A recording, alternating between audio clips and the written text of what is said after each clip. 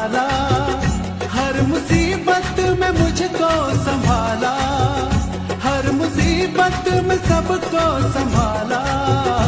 चप्पल दियो प्लीज, ये मेला नहीं है, ये प्रार्थना सभा है। और कल से कोई भी काउंटर 7 o'clock के बाद नहीं काम करेगा। 7 to 10 बंद।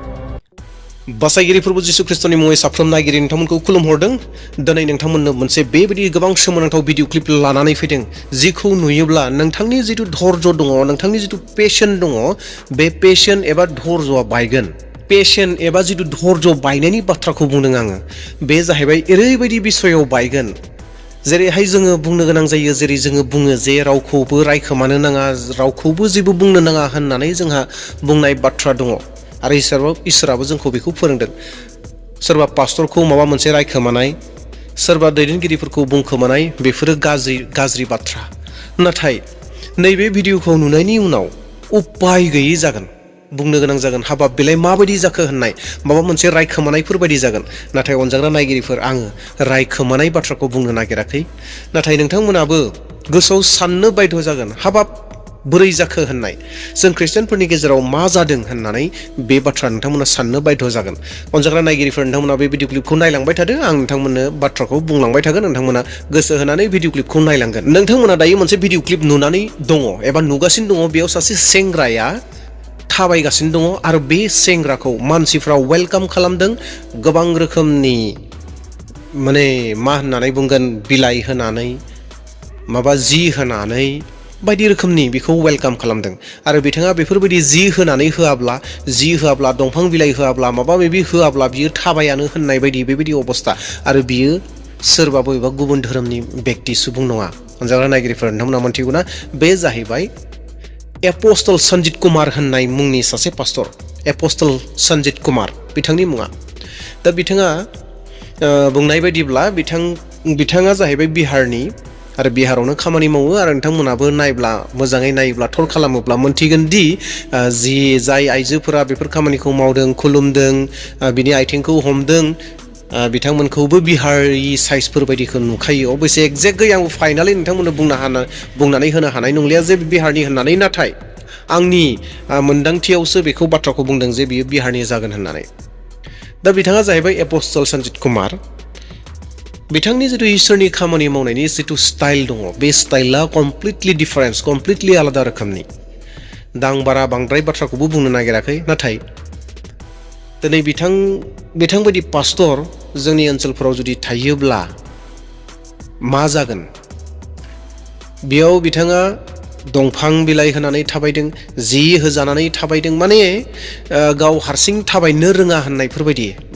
मा नागिरदों बिथाङासो मिथिगौ, मान सन्मान ना मा? दा जुदि मान सन्मान नागिरदोंब्ला इसोरनि बाथ्रायाथ' दिनै जोंखौ बेखौ बुङाखै।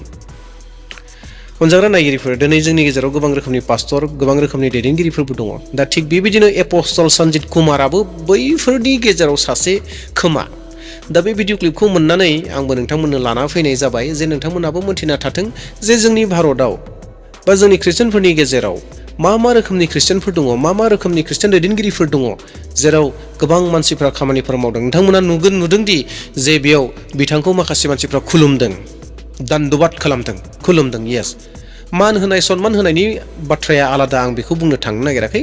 जों सोरबा बेक्तिखौ मान होनांगौ, सोरबा धोनि जाथों, सोरबा गैजारोङै जाथों, सोरबा उन्दै जाथों, सोरबा गिदिर जाथों, साफ्रोमखौबो जोङो मान सन्मान होनो नांगौ। मान सन्मान होनाय बाथ्राया आलादा। नाथाय जायखौ खुलुमनाङा बेखौ खुलुमनाया गोरोन्थिथार। इसोरा बेखौ हास्थाया। सोरबा मानसिखौ जों जे खुलुमथों बेखौ हास्थाया।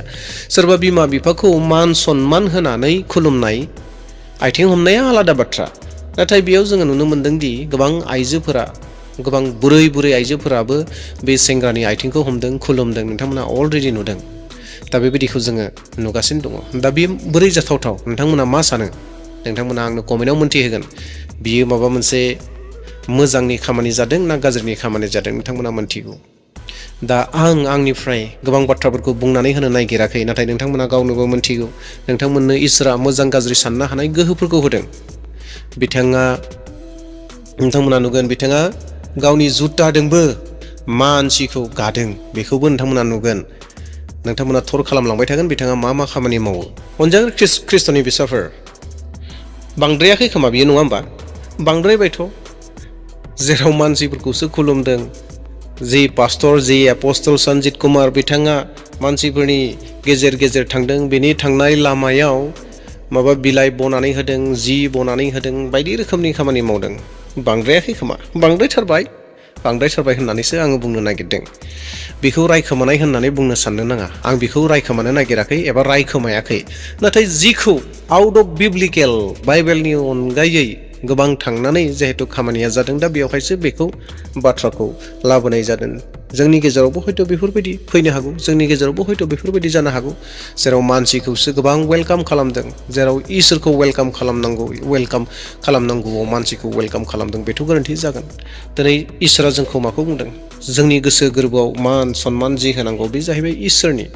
इसोरखौ जों होनो नांगौ बेखौसो जोंखौ बुंदों नाथाय अनजाग्रा नायगिरिफोर मोनसे बाथ्राखौ जों गोसोखांनो नांगोन बे जाहैबाय जिसु ख्रिस्ट'आ बुंनाय जिथु माथाइनि 24 सिरियाव नंखाय नाबिफोर फैगोन नंखाय फोरोंगिरिफोर फैगोन आरो गोबां बोलोगोरा फोथायजाथावना मानसिफोराबो बमब्राय जागोन होननानै जिथु बुंखानाय बाथ्रा दं दिनै बेबायदिनो गोबां जायगाफ्राव जागासिनो दङ गोबाङा फैनानै बुंदों जिसु ख्रिस्ट'आ बेयाव दं जिसु ख्रिस्ट'आ बैयाव दं जिसु ख्रिस्ट'आ आंनो होननानै बुंग्राफोरबो गोबां फैदों जिसु ख्रिस्ट'आ गाबोन सप्ताहा फैसिगोन होननानै बुंग्राफोरबो फैदों गोबां नंखाय फोरोंगिरिफोर जोंनि गेजेराव फैदों आरो बै नंखाय फोरोंगिरिफोरा गोबां सुबुंफोरखौ आन्दायहोदों नट अनलि ख्रिस्टियान केबल ख्रिस्टियान सुबुंफोरखौल' आन्दायहोदों बे नङा गोबां सुबुंफोरखौनो आलादा धोरोमनि मानसिफोरखौनो आन्दायहोदों आरो बिसोरनि मावनायखौ नुनानै गोबां मानसिफोरा बुहुमनि गोबां मानसिफोरा आन्दायलांदों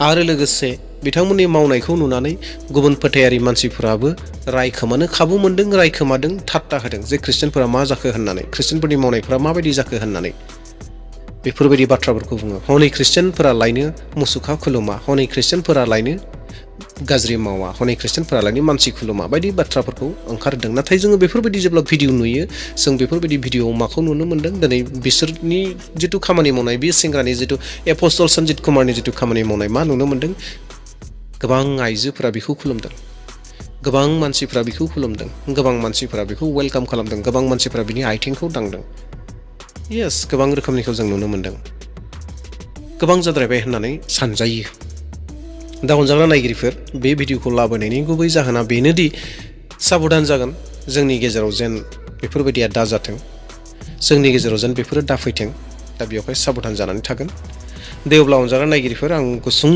भिडिअ बेखौ लानानै फैबाय मानोना गोबां समनि आंखाल नोंथांमोननो बे भिडिअखौ मिन्थिहोनो होननानै लानानै फैबाय दे अब्ला चेनेलाव सोरबाफोर गोदानफोर फैदोंब्ला चेनेलखौ साबस्क्राइब खालामना लादो जेन फैबाय थानाय समाव बिदिनो सोमोनांथाव माखासे भिडिअफोरखौ नोंथांमोना जेन नुबाय थानो हायो थेंक इउ